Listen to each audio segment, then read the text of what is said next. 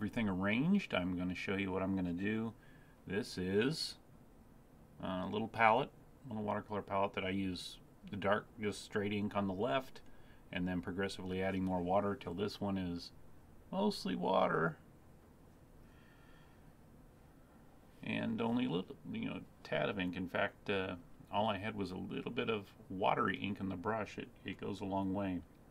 But when you're dealing with very light highlights or just a bit of shading with the black, you need a lot more water than ink. And what we're going to do is I kind of had some different ideas, some references on some skies that I was looking at, and I'm going to use a kind of maybe a little shade getting down to where it's light. The lightest it is along the horizon through the trees, so that it helps kind of highlight around those guys in the center and bring the focus to them, and then just start filling in things with trees and things after that, because we're going to have some overlapping. See how like this looks. Okay, maybe you can see that it's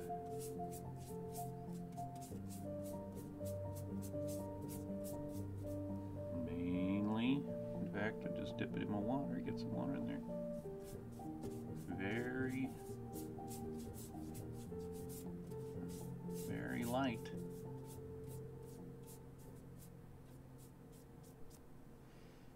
Very light. To there.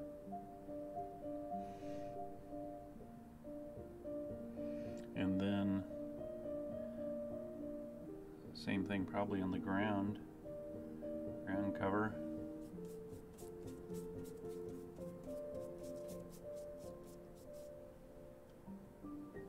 Just kind of get some color in there. Knock that down a little bit in value.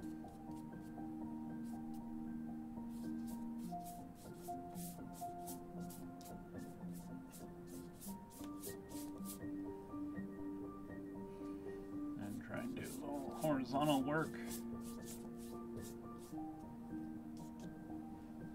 And this paper, not a real cold press, so it's trying to wrinkle a little bit. Not so heavy, so I'm going to stop there. Maybe you can't tell on the screen, but I don't want it to start bubbling up on me. And this is just something where you got to go by feel. So what I'm going to do now is we're going to do some of this ink work. And I also noticed around the guys on their jackets that are on their backpacks, the strap doesn't come around the bottom, does it? I'm going to be adding that in there with brushwork. As I do it, I just wanted to get the fine lines in with them. And then we're going to have a lot of things around the trees and stuff like that in the back. So what I might do is start on something that's not so important in the picture, so that I get kind of exercise on parts of it.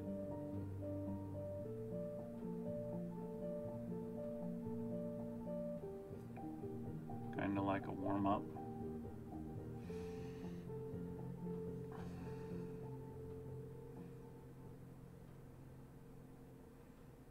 Maybe say, what would it look like if I put kind of a mushroom top here?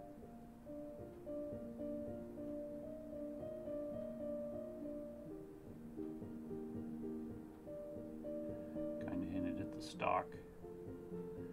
Do that with some ground there underneath it. Can have some shading in the background. Another mushroom top. Trees. Foliage.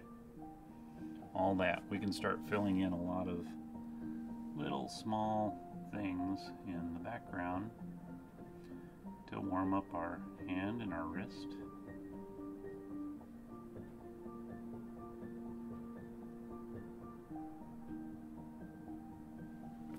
And because the detail is going to be on the figures, you don't have to even be right. If you're going to make a mistake and blob something, these are the spots you want to do it.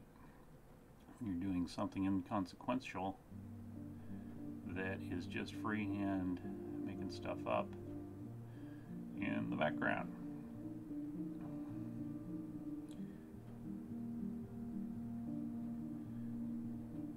And they say, could they be rocks? Could they be mushrooms?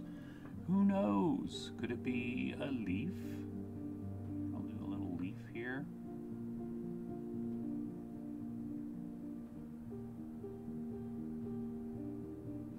Some painting on it. Another leaf under it, sticking out. Another leaf, and another leaf, and another leaf.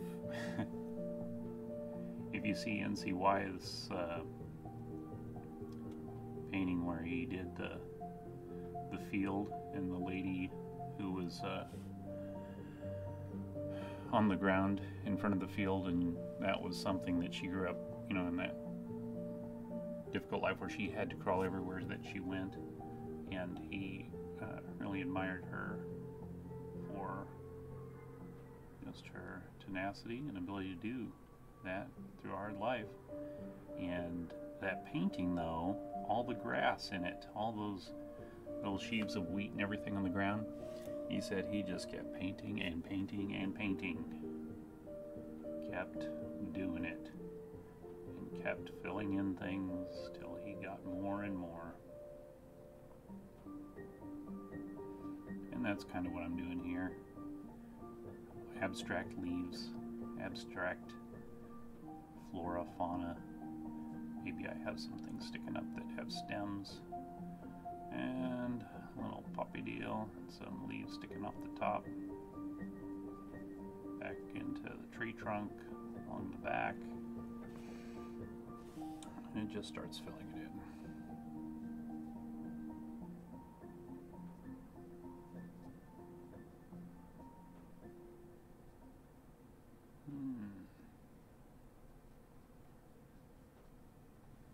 Yeah. See? Only 100 more blocks to go. Have you ever played that? There's a video game called Pikmin, and it's about gardening with these little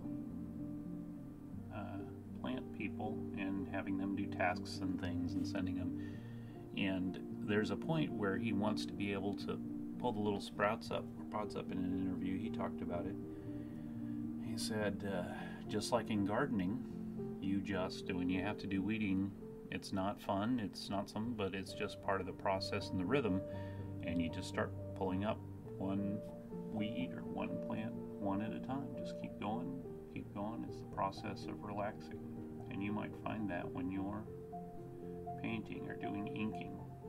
Okay, I am right now relaxing, talking, and putting in various plants, such in the background.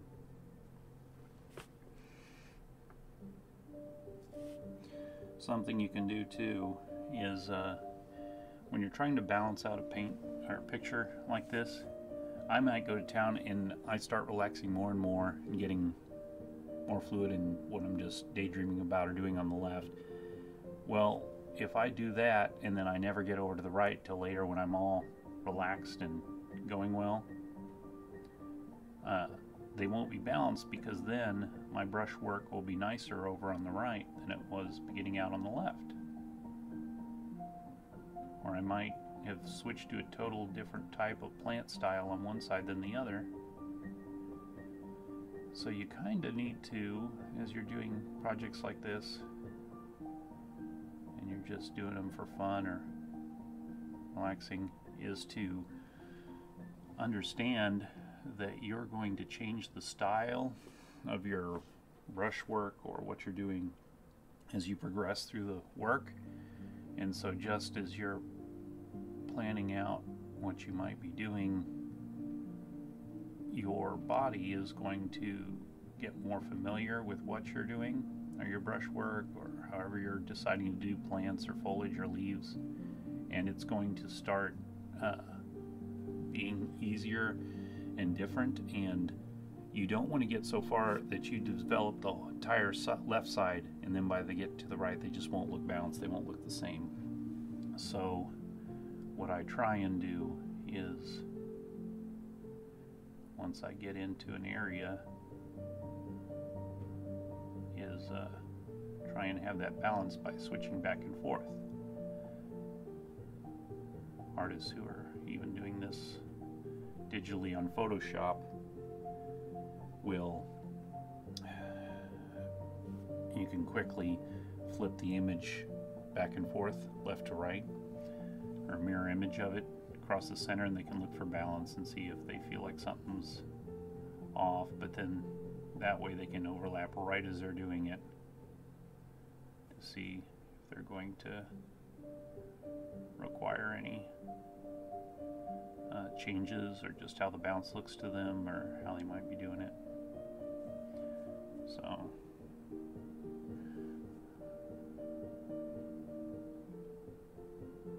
put another big mushroom in over on this side. I'm going to kind of have the light source, imagining it's through, coming out of the center of the image. And so as I'm doing that, I'm doing just a little bit of shading on the tops, my mushrooms, and the stalks on the bottom, so that it reflects that. And then hopefully over the overall picture, as you get things done, it'll just, your eyes will, and your brain will fill in that, oh yeah, that's what, there's a light source, and all these little things are coming from that light source.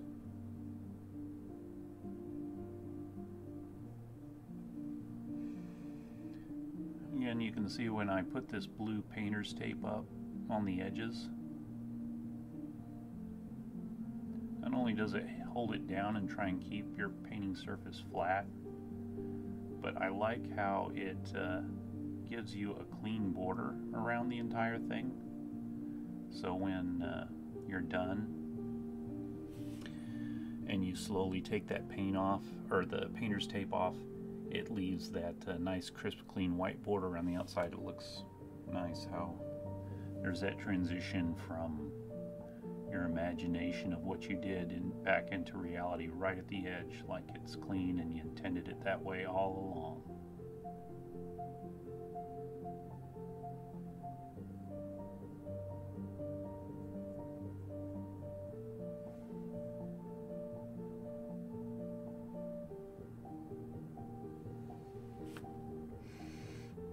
Okay,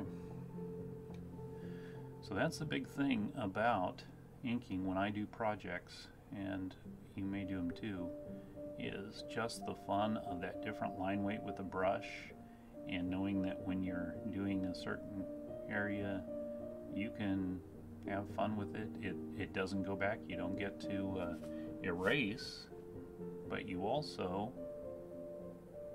can have just a lot of fun with your imagination and how much you're filling in. Now, I'm also keeping in mind the value, and value being a word of light and dark, of what I'm working on, because if I just kept filling in twig, branch, leaf, whatever I'm thinking in that area, it's going to start getting darker and darker and darker, which is fine, but I want to kind of keep in mind how many strokes I'm laying down to balance out not only the other side, so left and right.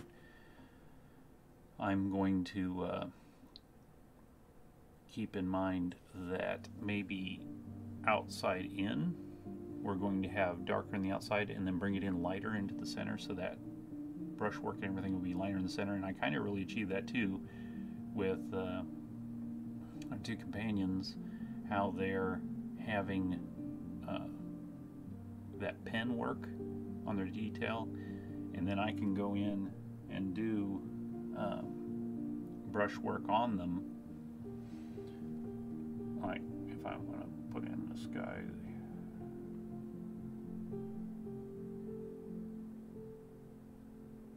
there on his arm. How am I going to do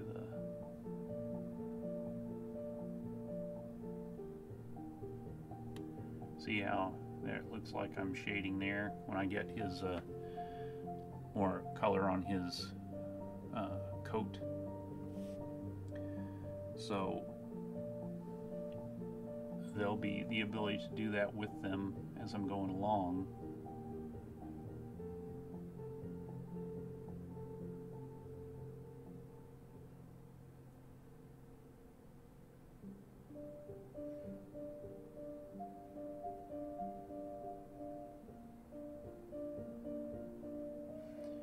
Creases of where this strap is going to be pulling into the coat, and I'm going to make that strap darker. It goes up there.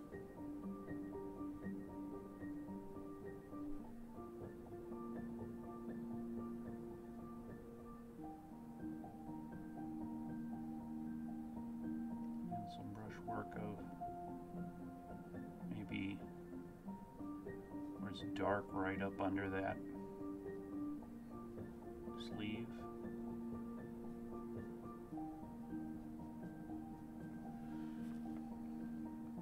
There. And then our eyes will translate all that, our brains put it all together and say that's just not an ink line with some dashes and things around to show shadows. That's a strap to that guy's backpack.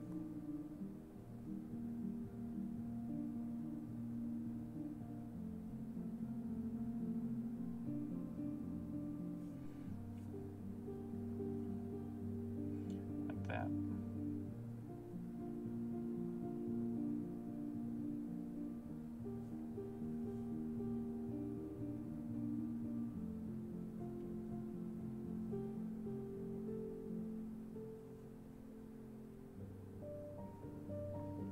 Maybe he's got some buttons on there, so gentlemen, the buttons will be on the right.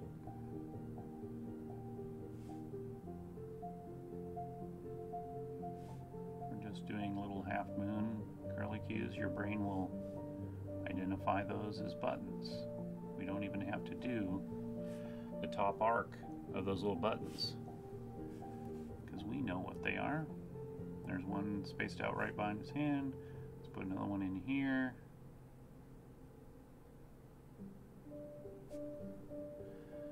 Excellent. Excelente.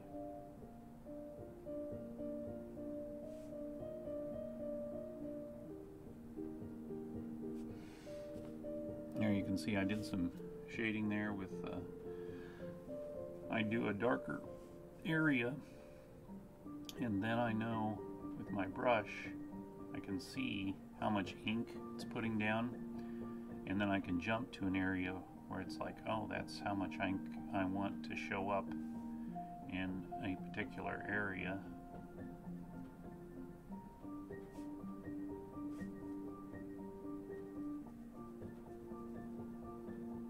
And you can see here I'm doing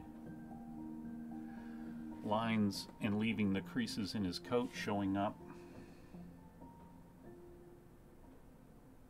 But I know just from the touch of the brush as it's hitting the page that how much ink's gonna be hitting the page, and I can account for where I want to put that ink. Okay.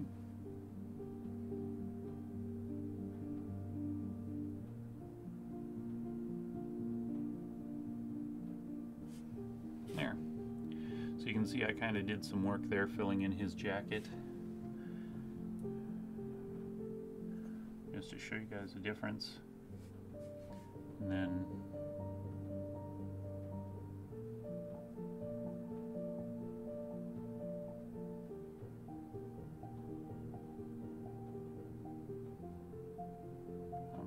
show gnarly tree roots and branches coming down out of this thing.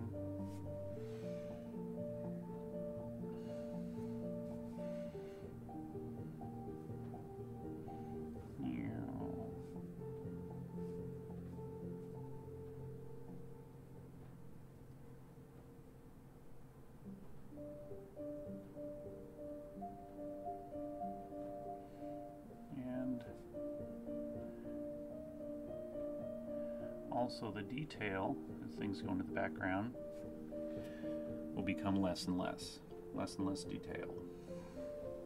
Your eyes focus on things up close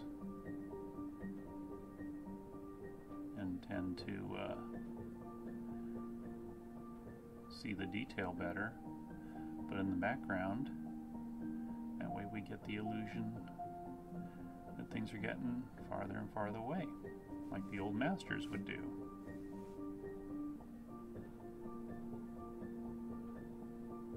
In their atmospheric paintings, like there are some people who did it before him, but Leonardo da Vinci really started to use that atmospheric or blurriness in the background. If you look at the Mona Lisa and the background of the sky around her, it's blurry. There was a time when painters spend months or years on a painting would want all the detail to be exactly like it would be at any particular point, rather than doing what they see.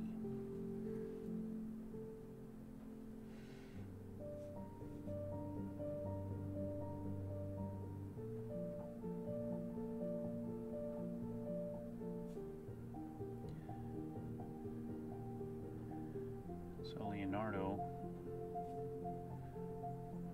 not only being an inventor and working fast and doing things his way, he understood and started, well, I just give a hint of that, and yeah, that's what our brains think of, and that works faster, and look at that. And it was different. Also, the lines of communication weren't like he was explaining to everyone what he was doing, but other people who followed in his place or were a student or learned from what he was doing, like the Mona Lisa was where he was teaching an art class. So I come to understand it. And so his students did their own versions of the Mona Lisa, and his was, of course, the teacher looked so much better, but I'm sure the others watching it were learning from that master how he did it.